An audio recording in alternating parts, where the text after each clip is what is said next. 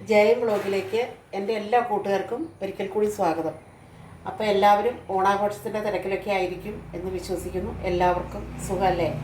അപ്പോൾ ഇന്ന് നമുക്ക് കൂണ് വെച്ചൊരു കറി എങ്ങനെ തയ്യാറാക്കണമെന്ന് നോക്കാം. ഇത് ഞാൻ മാർക്കറ്റിൽ നിന്ന് വാങ്ങിച്ച കൂണാണ് കേട്ടോ. കൂണ് 100 രൂപയുടെയാണ്. എന്തോരം തൂക്കമുണ്ടെന്ന് എനിക്കറിയില്ല.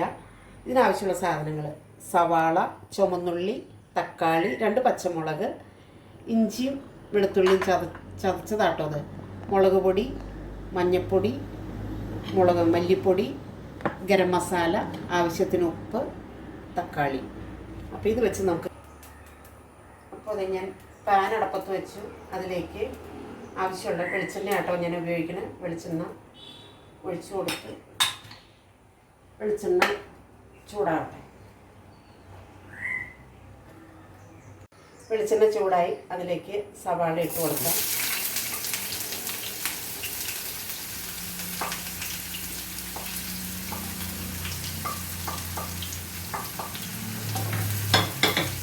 സവാള എളുപ്പം മൂത്ത് വരാൻ വേണ്ടിയിട്ട് നമുക്ക് അല്പം ഉപ്പിട്ട് കൊടുക്കും. സവാള എല്ലാവരും ഓണാഘോഷത്തിൻ്റെ തിരക്കിലൊക്കെ ആയിരിക്കില്ലല്ലേ? അപ്പോൾ എൻ്റെ വീഡിയോ നിങ്ങൾ കാണണം കേട്ടോ. കാണാതെ ഇരുന്നാൽ എനിക്കത് വിഷമാവില്ലേ? കമൻ്റൊക്കെ പറയുക. വീഡിയോ എല്ലാവരും സബ്സ്ക്രൈബ് ചെയ്യുക. അപ്പോൾ അങ്ങനെയൊക്കെ നമുക്കിങ്ങനെയൊക്കെ വർത്താനം പറഞ്ഞും എൻ്റെ കൂണ് എൻ്റെ മോന് ഒത്തിരി ഇഷ്ടമാണ് കേട്ടോ. ഞാൻ കൂണ് കണ്ടപ്പോൾ ഞാൻ ആദ്യം എടുത്തത് അതുകൊണ്ട് തന്നെയാണ്. അവന് ഒരുപാട് ഇഷ്ടമാണ് കൂണ് മേടിക്കുമ്പോൾ അവൻ പറയും, അമ്മ കൂണ് മേടിക്കുന്നു പറയും. അപ്പോൾ അവനിവിടെ ഇല്ല കഴിക്കാൻ.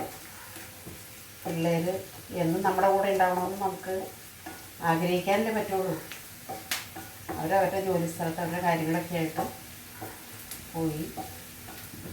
കൂൺ അവന് ഒരുപാട് ഇഷ്ടമാണ്. എൻ്റെ മോക്കും അതെ. കൂൺ ഇഷ്ടമില്ലാത്ത ആരുമില്ലല്ലോ, എല്ലാവർക്കും കൂൺ ഇഷ്ടമാണ്. ചുമന്നുള്ളി വയ്ക്കും. ചുമന്നുള്ളി എന്താണെന്ന് വെച്ചാൽ ടേസ്റ്റാണ് കേട്ടോ. ടേസ്റ്റ് കൂട്ടാൻ എപ്പോഴും നല്ലത് ചുമന്നുള്ളിയാണ്. സവാള ഇട്ട് കഴിയുമ്പോൾ ചുമന്നുള്ളി ഇടുമ്പോൾ ചുമന്നുള്ളി എന്തെങ്കിലും ചേർത്താൽ മാത്രമേ ടേസ്റ്റ് കൂടി വരുള്ളൂ. അത് ഇടയ്ക്കിടയ്ക്കൊക്കെ നിങ്ങളൊന്ന് വെച്ച് നോക്കുക അതെങ്ങനെയാണ് ചെയ്യുന്നത് കേട്ടോ. മൂത്ത് തുടങ്ങി. അപ്പോൾ നമുക്കിത് തക്കാളി ഇട്ട് കൊടുക്കാം. അതിൻ്റെ കൂടെ പച്ചമുളക്, അപ്പോൾ അതിൻ്റെ കൂടെ കിടന്ന് വേവട്ടെ. 2 പച്ചമുളക് എരി. അതിന് ഒരുപാട് എരിവ് വേണ്ട കേട്ടോ. ഒരുപാട് എരിവ് വെച്ചാൽ ആവശ്യത്തിന് വരണ്ട് വരട്ടെ. നമുക്ക് അപ്പോഴത്തേക്കും വെയിറ്റ് ചെയ്യാം.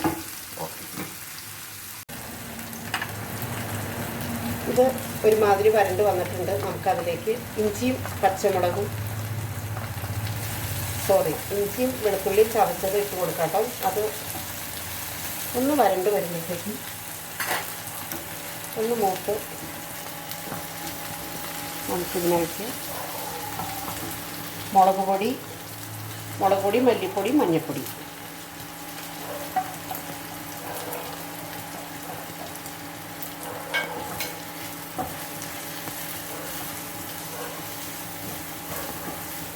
ഗരം മസാല,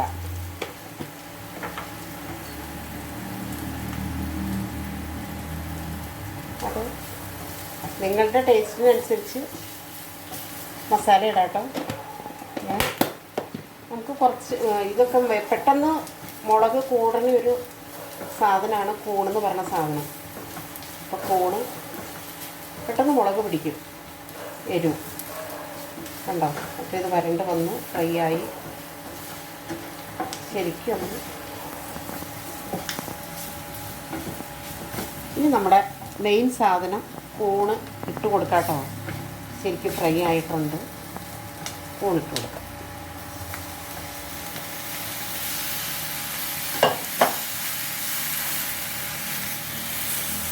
തീ കുറച്ച് വയ്ക്കാം കേട്ടോ. വെള്ളം കുറച്ച് മതി, ലേശം കുറച്ച് വെള്ളം മതി, ഒരുപാട് വെള്ളം വേണ്ട. നമുക്ക് അടച്ച് വെച്ച്. കൂണിന് നല്ല വേവുണ്ട് കേട്ടോ. എല്ലാവരും പറയും കൂണ് പെട്ടെന്ന് വേവുന്നു, പക്ഷെ കൂണിന് വേവുണ്ട്.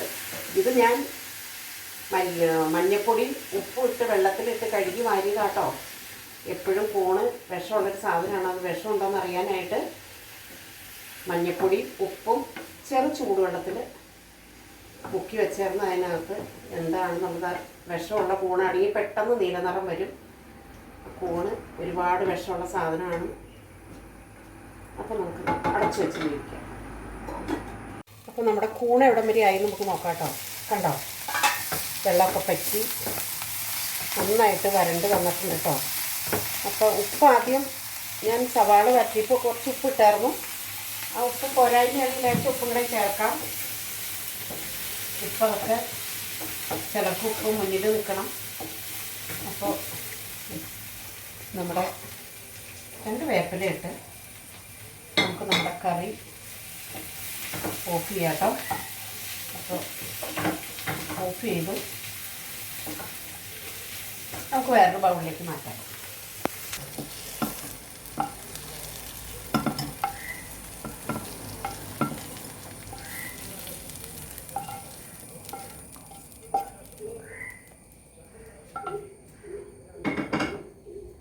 അപ്പോൾ നമ്മുടെ മഷ്റൂം മസാല ഇവിടെ റെഡി ആയിട്ടോ.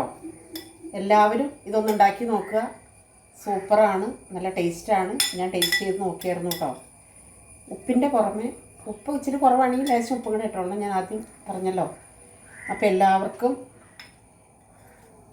ഇത് ഉണ്ടാക്കി നോക്കാവുന്നതാണ്.